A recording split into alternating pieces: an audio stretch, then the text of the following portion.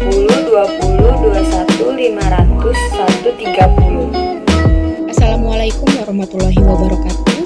Perkenalkan, nama saya Eka Julianti dengan NPM 2021500050. Nama saya Rizka Setiawati dengan NPM 202021500060. Perkenalkan, nama saya Zulkifli, NPM 202021500112.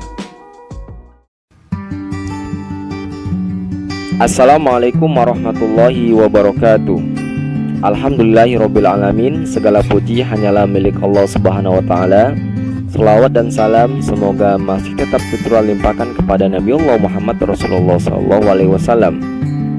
Yang kami hormati Ibu Maguna alias Tuti MPD selaku dosen pengampu mata kuliah Sejarah Sastra, serta teman-teman X3A yang kami banggakan.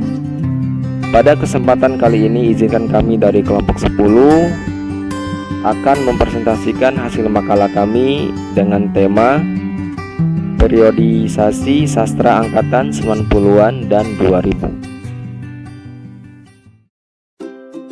Periodisasi Sastra Angkatan 90-an. Periodisasi berasal dari kata periode. Dalam Kamus Besar Bahasa Indonesia, pengertian periode memiliki makna kurun waktu atau lingkaran waktu atau masa. Sedangkan pengertian menurut beberapa ahli adalah sebagai berikut. Yang pertama, menurut Pradoko menyatakan bahwa periodisasi sastra merupakan sebuah bagian waktu yang dikuasai oleh suatu sistem norma-norma sastra, standar-standar, dan konvensi-konvensi sastra yang kemunculannya, penyebarannya, keberagaman, integrasi, dan kelengkapannya dapat diruntut. Dan menurut Kosasih berpendapat bahwa penggolongan-penggolongan atau pembabakan zaman-zaman perkembangan sastra itulah yang kemudian disebut dengan periodisasi sastra, yakni pembabakan waktu tentang perkembangan sastra yang ditandai dengan ciri-ciri tertentu. Dapat disimpulkan bahwa periodisasi sastra adalah pembagian waktu atau zaman-zaman perkembangan sastra berdasarkan standar tertentu. Ciri-ciri angkatan 90. 1. Kecenderungan dominan dari penyairnya, yaitu lebih menyodorkan unsur asketik di antara kerumunan, tema-tema sosial yang menghinggapi generasi penyair 90. 2. Semakin banyak karya-karya sastra yang diterbitkan tanpa ketakutan apapun. 3. Ditandai dengan banyaknya roman percintaan. 4. Mulai memunculkan masalah gender. 5. Mulai muncul sastrawan wanita yang menonjol. Pelopor angkatan 90, yaitu Ayu Utami, adalah salah satu pelopor atau tokoh yang paling populer pada angkatan 90. Ayu Utami, atau dengan nama panjang Justina Ayu Utami, lahir di Bogor, Jawa Barat 21 November 1968, adalah aktivis jurnalis dan novelis Indonesia. Ia besar di Jakarta dan menamatkan kuliah di Fakultas Sastra Universitas Indonesia. Ia pernah menjadi wartawan di majalah Humor, Matra, Forum Keadilan, dan DNR. Tak lama setelah penutupan Tempo, editor dan editik di masa Orde Baru, ia ikut mendirikan aliansi jurnalis independen yang memprotes pemberedelan. Kini ia bekerja di Jurnal Kebudayaan Kalam dan di Teater Utan Kayu. Novelnya yang pertama berjudul Saman, mendapatkan sambutan dari berbagai kritikus dan dianggap memberikan warna baru dalam sastra Indonesia. Perdebatan yang terjadi pada angkatan 90. Pada tahun 1994, 3 media cetak ditutup pemerintah, yaitu Tempo, Editor, dan Detik. Inilah yang merangsang inisiatif untuk membangun komunitas Utan Kayu. Maka, berdirilah Institut Studi Arus Informasi pada tahun 1995 dan Galeri Lontar pada tahun 1996. di sebuah kompleks bekas rumah toko di Jalan Utan Kayu nomor 68 H, Jakarta Timur. Menyusul kemudian Teater Utan Kayu pada tahun 1997. Ketika dulu banyak perdebatan antar individu, kini perdebatan itu tertuang dalam sebuah komunitas-komunitas. Perdebatan itu sekarang milik komunitas Utan Kayu atau lebih khusus kepada Teater Utan Kayu dengan komunitas Ode Kampung. Perdebatan antara komunitas Utan Kayu dengan Teater Utan Kayunya dan komunitas Ode Kampung dengan Bumi Putranya hanyalah sebagai perdebatan sastra bocah. Perdebatan yang dikeluarkan bukan bersifat membangun, tidak seperti yang dilakukan oleh tahun-tahun dulu. Ketika itu, perdebatan pertama yang muncul antara STA dan Armich Pen adalah mencakup hal dasar, yaitu dasar budaya bangsa kita, Barat atau Timur. Angkatan Reformasi. Sastrawan Angkatan Reformasi memiliki ciri tema refleksi tentang keadaan sosial dan politik yang terjadi pada akhir tahun 1990-an. Seiring dengan jatuhnya Orde Baru pimpinan Presiden Soeharto. Kondisi reformasi politik yang dimulai pada tahun 1998 banyak melatar belakangi kelahiran karya-karya sastra puisi, cerpen, dan novel pada saat itu. Bahkan, penyair-penyair yang semula jauh dari tema-tema sosial politik seperti Sutarji, Kalzoum Bahri, Almadun, Yosi Herfanda, dan Acep Zamzam Nur juga ikut meramaikan suasana dengan sajak-sajak sosial politik mereka. Contoh, ciri-ciri dan karya pengarang Angkatan Reformasi. Ciri-ciri yang pertama, bertemakan sosial politik. Karya Puisi Pelo, pengarang Wiji Tukul. Ciri-ciri yang kedua adalah penuh kebebasan. Karya Resonansi Indonesia, pengarangnya Ahmadun Yosi Herfanda. Yang ketiga, ekspresi dan pemikiran. Karya Di Luar Kota, pengarang Acep Zamzam Nur. Ciri-ciri yang keempat adalah menampilkan sajak-sajak peduli. Karya Abad yang Berlari, opera Kecoa, pengarang Aprizal Malna N. Rianto. Karakteristik angkatan 2000-an. Yang pertama, menggunakan kata-kata maupun frase yang bermakna kontatif atau makna yang mempunyai hubungan atau kaitan. Yang kedua, banyak menyindir keadaan sekitar, baik sosial, budaya, politik, ataupun lingkungan. Yang ketiga, revolusi tipografi atau tata wajah yang bebas aturan dan kecenderungan ke puisi. Yang keempat, kritik sosial sering muncul lebih keras. Yang kelima, penggunaan estetika baru. Yang keenam, karya cenderung vulgar. Yang ketujuh, mulai bermunculan fiksi-fiksi Islami. Yang kedelapan, munculnya cyber sastra di internet.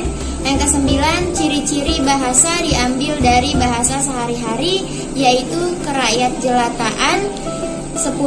Karya sastra pada angkatan kebanyakan mengadopsi begitu saja moral pergaulan bebas ala Amerika. Tokoh dan karya sastra. A. Dalam karya sastra novel, Ayu Utami, aktivis, jurnalis, dan sastrawan berkebangsaan Indonesia. Ia besar di Jakarta dan menamatkan kuliah bahasa Rusia di Fakultas Sastra Universitas Indonesia. Karya sastra yang dihasilkan: 1. Novel Saman, KPG, Jakarta 1998. 2. Novelarum, KPG, Jakarta 2001. 3. Kumpulan Isai Si Parasit Lajang, Gajah Media, Jakarta 2003. 4. Novel Bilangin, FU KPG, Jakarta 2008. 5. Novel Manjali dan Cakrabirawa atau Seri Bilangin FU KPG, Jakarta 2010. B. Dalam karya sastra puisi, Afrizal Malna, seorang aktivis Indonesia, penulis prosa, puisi, dan teks teater.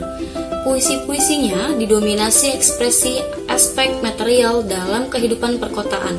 mengambil gambar dari kehidupan sehari-hari, malah menyandingkannya untuk menghadirkan kebisingan dan kekacauan dari keberadaban kita saat ini.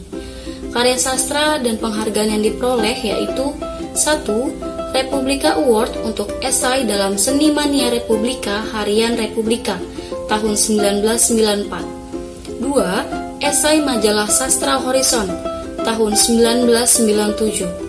3. Dewan Kesenian Jakarta tahun 1984. 4. Radio Nether World Dome Rock untuk naskah drama surat tahun 1981. 5. Dewan Kesenian Jakarta untuk buku puisi Abad yang Berlari tahun 1987. C. Dalam karya sastra cerpen Dewi Lestari, seorang penulis dan penyanyi asal Indonesia, Dewi pertama kali dikenal masyarakat sebagai anggota trio vokal Rida, Sita, Dewi. Ia merupakan alumnus SMA Negeri 2 Bandung dan lulusan Universitas Parahyangan jurusan Hubungan Internasional. Sejak menerbitkan novel Supernova yang populer pada tahun 2001, ia kemudian dikenal luas sebagai novelis. Karya sastra yang dihasilkan yaitu fiksi. 1. Supernova 1, yaitu Kesatria, Putri dan Bintang Jatuh, Trudy Books 2002. 2. Supernova 2, yaitu Akar, Trudy Books 2002. 3. Supernova 3, yaitu Petir, Trudy Books dan Akur 2004. 4. Filosofi Kopi, yaitu kumpulan cerita dan prosa satu dekade, Trudy Books dan Gagasan Media. 5. Rectoverso, Good Fight Production 2008. Dalam karya sastra drama, Gunawan Marianto merupakan seorang penulis dan sutradara teater berkebangsaan Indonesia. Karya-karyanya berupa puisi, prosa, dan kritik sastra yang dimuat di berbagai media massa Indonesia. Contoh karya sastra yang dihasilkan, fiksi. Yang pertama, Waktu Batu, sastra lakon yang ditulis bersama Andri Nur Latif dan Ugoran Prasad Indonesia Tera 2004. Lalu Bun Suwung, kumpulan cerpen Insis Press 2005, Longlist Katulistiwa Awards 2005. Lalu Galigi, kumpulan cerpen penerbit Kukusan 2007, Longlist Katulistiwa Awards 2007. Kumpulan puisi Omah Sore Publisher 2008. E. Dalam karya sastra penyair, Acep Zamzam. Acep adalah putra tertua dari Kiai Haji Ilyas Ruhiyat, seorang ulama karismatik dari Pondok Pesantren Cipasung, Tasikmalaya. Adapun karya sastra yang dihasilkan adalah fiksi. Yang pertama, Tamparlah Mukaku, kumpulan sajak 1982. Yang kedua, Aku Kini Doa, kumpulan sajak 1986. Ketiga, Kasidah Sunyi, kumpulan sajak 1989. Yang keempat, The Putz Chance, antologi 1995. Yang kelima, Asiano, antologi 1995. Angkatan Reformasi. Sastrawan Angkatan Reformasi memiliki ciri tema refleksi tentang keadaan sosial dan politik yang terjadi pada akhir tahun 1990-an. Seiring dengan jatuhnya Orde Baru pimpinan Presiden Soeharto. Kondisi reformasi politik yang dimulai pada tahun 1998 banyak melatar belakangi kelahiran karya-karya sastra puisi, cerpen, dan novel pada saat itu. Bahkan, penyair-penyair yang semula jauh dari tema-tema sosial politik seperti Sutarji, Kauzoum Bahri, Almadun, Yosi Hervanda, dan Acep Zamzam Nur juga ikut meramaikan suasana dengan sajak-sajak sosial politik mereka. Kesimpulannya adalah, berdasarkan uraian pembahasan tersebut, maka penulis menyimpulkan bahwa periodisasi sastra adalah pembabakan waktu terhadap perkembangan sastra yang ditandai dengan ciri-ciri tertentu. Maksudnya, tiap babak waktu atau periode memiliki ciri tertentu yang berbeda dengan periode yang lain. Dalam periodisasi sastra Indonesia dibagi menjadi dua bagian besar, yaitu lisan dan tulisan. Secara urutan waktu terbagi atas Angkatan Pujangga Lama, Angkatan Balai Pustaka, Angkatan Pujangga Baru, Angkatan 1945, Angkatan 1950 sampai 1960-an, Angkatan 1966 sampai 1970-an, Angkatan 1980 sampai 1990-an, Angkatan Reformasi, dan Angkatan 2000-an. Perkembangan sastra di Indonesia sepertinya mengalami problematika tersendiri. Terkadang periode kesusastraan sulit sekali ditentukan di mana sebuah periode itu dimulai.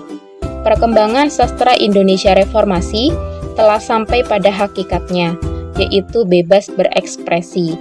Reformasi telah menghantarkan sastra Indonesia ini pada bentuk yang baru, bentuk yang lebih radikal dan transparan. Sebagai contoh adalah cerpen, yang dalam perkembangannya sebelum reformasi tidak pernah mendapat tempat tertinggi dalam kesusastraan Indonesia, yang dahulu tidak pernah dianggap sebagai bagian dari karya sastra. Sastra reformasi ternyata mampu mengangkat cerpen sebagai karya sastra yang paling diminati dan cepat berkembang.